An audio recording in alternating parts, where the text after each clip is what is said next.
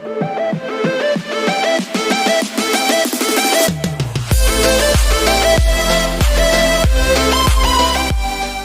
Friends, आपका स्वागत है टेस्ट आईक्यू में। फ्रेंड्स, इस वीडियो में डिस्कस करेंगे फ्लूइड मैकेनिक्स के ऐसे क्वेश्चन जो एसएससी जेईई के प्रीवियस एग्जाम में पूछे गए हैं। इसका पहला पार्ट हम ऑलरेडी डिस्कस कर चुके हैं, जिसमें हमने 20 क्वेश्चन डिस्कस किए थे। एक एक क्वेश्चन को हमने डिटेल में डिस्कस किया था, तो पहले यदि वो वीडियो आपने नहीं देखा है तो उसको ज़रूर देख लें। तो चलिए शुरू करते हैं। पहला क्वेश्चन है, the expression for capillary rise is given by when sigma is the surface tension, theta is the angle of contact and rho is the density.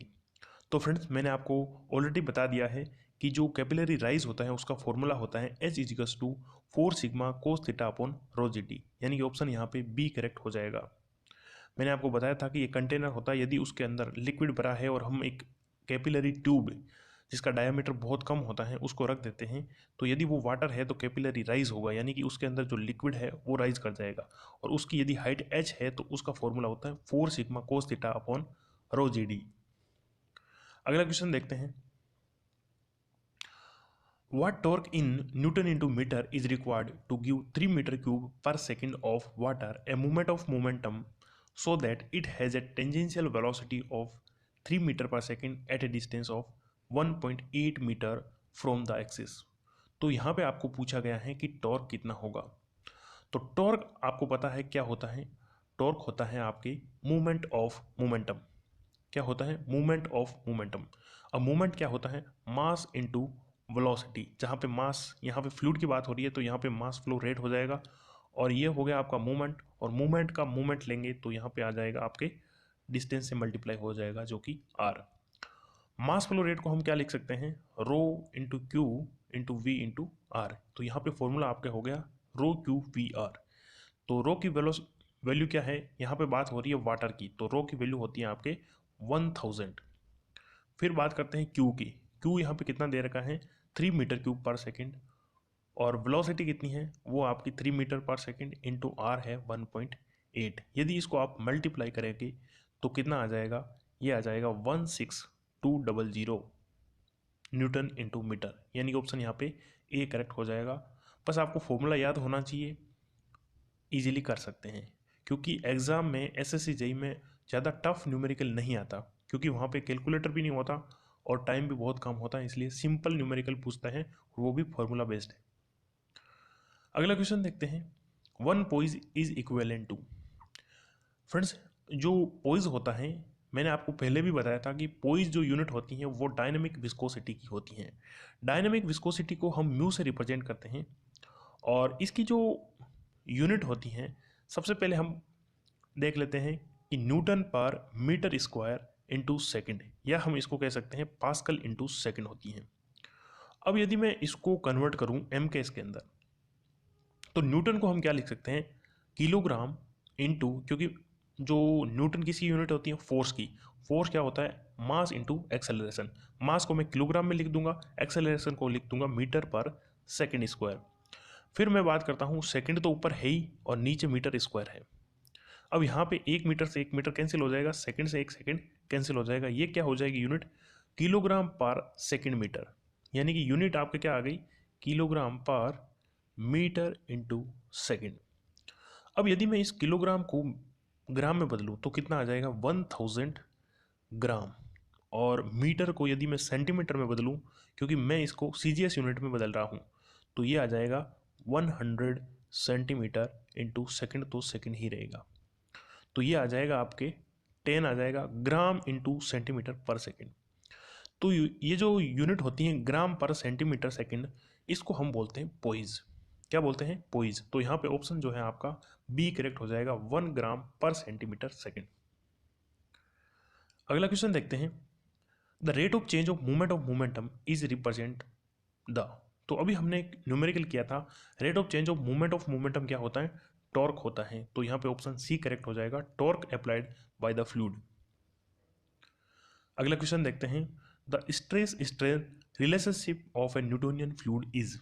तो हमने पहला वीडियो डिस्कस किया था, उसमें मैंने आपको बताया था जो शियर स्ट्रेस होता है और rate of shear strain d u upon d y या फिर d theta upon d t भी लिखते हैं।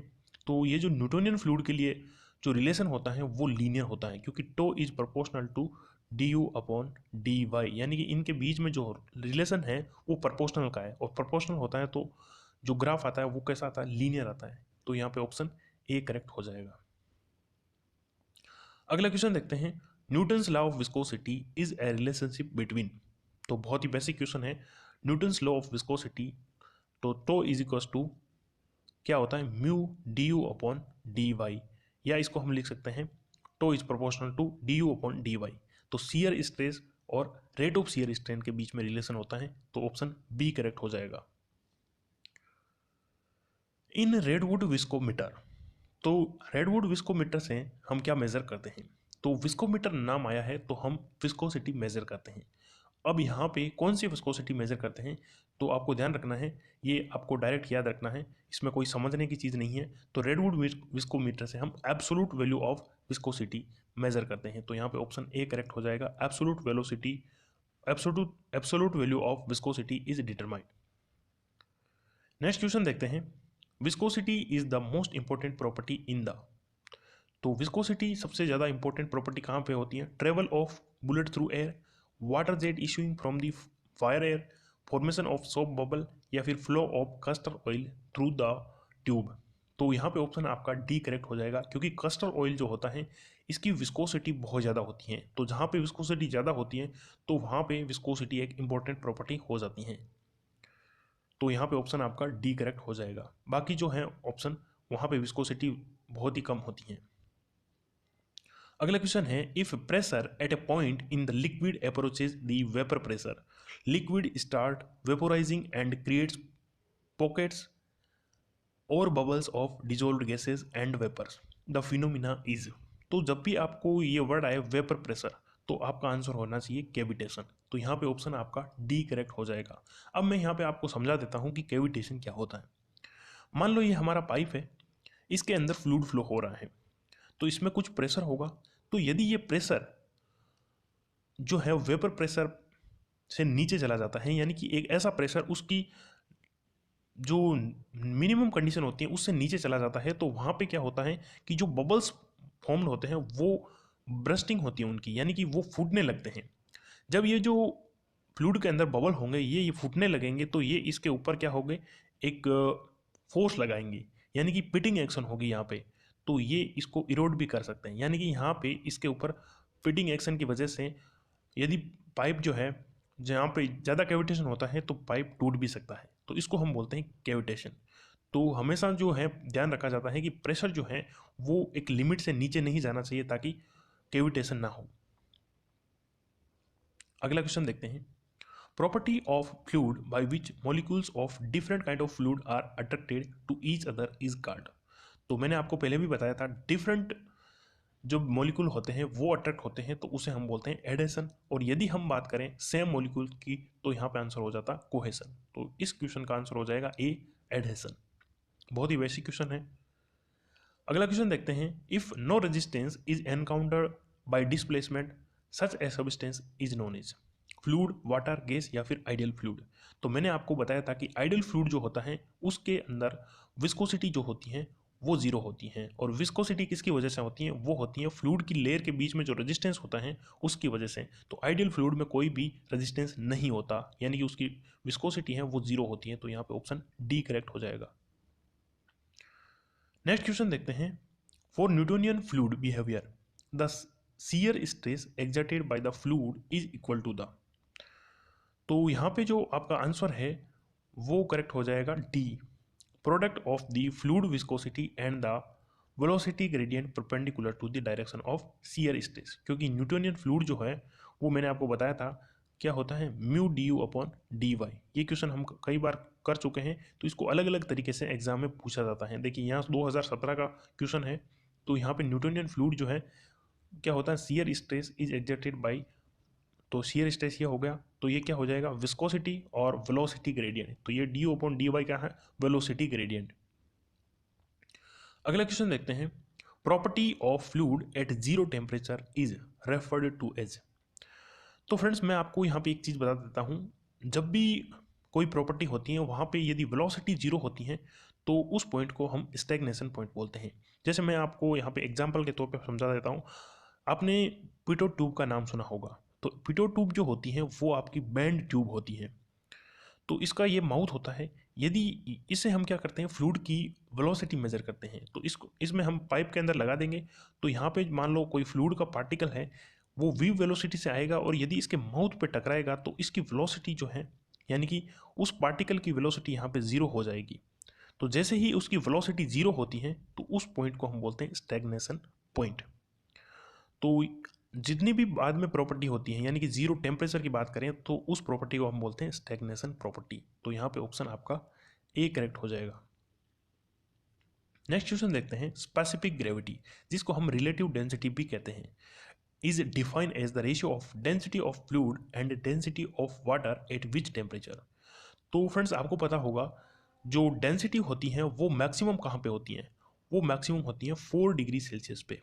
ये तो आपने पढ़ा ही होगा। तो उसके ऊपर हम मेजर करते हैं। तो यहाँ पे ऑप्शन आपका सी करेक्ट हो जाएगा। अगला क्वेश्चन देखते हैं। Falling drops of water become sphere due to the property of, यानी कि बारिश के टाइम जो बूंदें होती हैं वो गोलाकार होती हैं। क्यों होती हैं? वो होती हैं आपके सरफेस टेंशन की वजह से। यानी कि उनकी जो सरफेस जो होती हैं वो खुली सरफेस होती हैं, उसके अंदर सरफेस टेंशन होता है। और सरफेस टेंशन किसकी वजह से होता है? मॉलिक्यूल के कोहेशन फोर्स की वजह से। तो यहाँ पे ऑप्शन आपका सी करेक्ट हो जाएगा। The stress which is responsible for the retaining water in A capillary tube above the free water surface of water body in which the capillary tube is inserted is called capillary compression, capillary tension, capillary pore pressure, या फिर none of this. तो capillary rise जो होता है वो, यानी कि यहाँ पे कुछ एक टेंशन फोर्स लगेगा तभी तो ये ऊपर जाएगा वाटर। तो यहाँ पे ऑप्शन जो है वो बी करेक्ट हो जाएगा, कैपिलरी टेंशन। क्योंकि ये जो फोर्स है वो एडेशन फोर्स की वजह से होता है। यानी कि ये जो ट्यूब है और ये मान लो इसके अंदर वाटर है, तो वाटर के मोलिक्यूल और जो ट्यूब का मॉलिक्यूल है उनके बीच में अट्रैक्शन फोर्स की वजह से, और अट्रैक्शन फोर्स की वजह से एक टेंशन जनरेट होगा जिसे हम बोलते हैं कैपिलरी टेंशन। अगला क्वेश्चन देखते हैं। बहुत ही बेसिक क्वेश्चन है। The dimension of coefficient of viscosity. तो यहाँ पे विस्कोसिटी की बात करें तो यहाँ पे हम बात करेंगे डायनामिक विस्कोसिटी की, क्योंकि यदि यहाँ पे कुछ लिखा हुआ नहीं है इसका मतलब हम डायनामिक विस्कोसिटी की बात करेंगे। तो डायनामिक विस्कोसिटी जो है उसको हम, इसकी यूनिट होती है न्यूटन इंटू सेकेंड पर मीटर स्क्वायर। और न्यूटन की जो यूनिट होती है वो क्या होती है? m1 L1 T-2। और सेकंड से मल्टीप्लाई करेंगे तो सेकंड की क्या हो जाएगी? T1। और मीटर स्क्वायर की हो जाएगी आपके L2। तो यहाँ पे फाइनल यूनिट क्या आ जाएगी, फाइनल डायमेंशन क्या हो जाएगी? m1L-1 T-1। तो यहाँ पे कोई भी ऑप्शन जो है सेटिस्फाई नहीं हो रहा है, तो यहाँ पे कोई ऑप्शन करेक्ट नहीं होगा। तो ये आपको ध्यान रखना है, ये आपके डायनामिक विस्कोसिटी की यूनिट होती है m1L-1 T-1। यदि आपको यहाँ पे पूछ लेता कि काइनेमेटिक विस्कोसिटी की यूनिट क्या होती है, यानी कि डायमेंशन क्या होती है, तो काइनेमेटिक विस्कोसिटी को हम न्यू से रिप्रेजेंट करते हैं। तो उसको, इसकी यूनिट होती है मीटर स्क्वायर पर सेकेंड। तो मीटर स्क्वायर की तो हम L2 से कर देंगे, और ये जो है इसका T1 यानी कि ऊपर जाएगा तो T-1, यानी कि m0L2T-1 ये होती है आपके काइनेमेटिक विस्कोसिटी की। अगला क्वेश्चन देखते हैं। A liquid compressed in a cylinder has a volume of 0.04 metre cube at 50 newton per centimetre square and a volume of 0.039 metre cube at 150 newton per centimetre square. The bulk modulus of elasticity of liquid is. तो यहाँ पे आपको bulk modulus पूछा गया है। मैंने आपको बताया था बल्क मॉडुलस क्या होता है? Change in pressure to the volumetric strain, यानी कि dV/V। तो यहाँ पे चेंज इन प्रेशर कितना है? तो पहले प्रेशर क्या था? 50 था, और उसके बाद में कितना हो गया? 150। तो चेंज इन प्रेशर कितना हो गया? 150 माइनस 50 यानी कि 100। अब यहाँ पे आपको देखना है कि ऑप्शन के अंदर यूनिट क्या है, क्योंकि ये तो वॉल्यूमेट्रिक स्ट्रेन है dV/V, इसकी तो कोई यूनिट नहीं होगी। तो बल्क मॉडुलस की यूनिट क्या होगी? जो प्रेशर की होगी। तो यहाँ पे देखिए प्रेशर की यूनिट है न्यूटन पर सेंटीमीटर स्क्वायर, और आंसर जो है वो भी न्यूटन पर सेंटीमीटर स्क्वायर में है। तो आपको 100 के 100 ही रखना है। अब यहाँ पे जो है change in volume, change in volume क्या है? 0.04 पहले था, उसके बाद में 0.039 हो गया। तो चेंज कितना हुआ? 0.001 अपॉन ओरिजिनल वॉल्यूम कितना है? 0.04। अब 0.04 ऊपर चला जाएगा तो ये जो आपका है वो आ जाएगा 4000, यानी कि यहाँ पे ऑप्शन आपका बी करेक्ट हो जाएगा। अगला क्वेश्चन देखते हैं, सरफेस टेंशन। तो act in a plane of interface normal to the any line of surface. तो सरफेस टेंशन जो है वो किसी भी फ्री सरफेस के नॉर्मल में लगता है। तो यहाँ पे ऑप्शन जो है आपका ए ही करेक्ट हो जाएगा, act in the plane of interface normal to the any line of surface, यानी कि सरफेस के नॉर्मल में आपका सरफेस टेंशन लगता है। अगला क्वेश्चन देखते हैं, surface tension of water increases with decrease in the temperature या फिर decrease with decrease in the temperature. अब यहाँ पे मैंने आपको बताया था कि सरफेस टेंशन किसकी वजह से होता है, वो होता है आपके कोहेशन की वजह से। और कोहेशन जो है वो क्या होता है, मॉलिक्यूल और मॉलिक्यूल के बीच में जो अट्रैक्शन फोर्स होता है उसकी वजह से कोहेशन फोर्स होता है। और यदि हम टेम्परेचर को इंक्रीज करेंगे तो इनके बीच में जो अट्रैक्शन फोर्स है वो कम हो जाएगा। कम क्यों हो जाएगा, क्योंकि यदि हम टेम्परेचर इंक्रीज करेंगे तो इनकी जो एनर्जी है वो इंक्रीज हो जाएगी और इनके बीच में अट्रैक्शन फोर्स कम हो जाएगा, यानी कि ये दूर दूर भागने लगेंगी। तो कुल मिला के कहने का मतलब है कि कोहेशन फोर्स डिक्रीज होगा तो सरफेस टेंशन भी डिक्रीज होगा।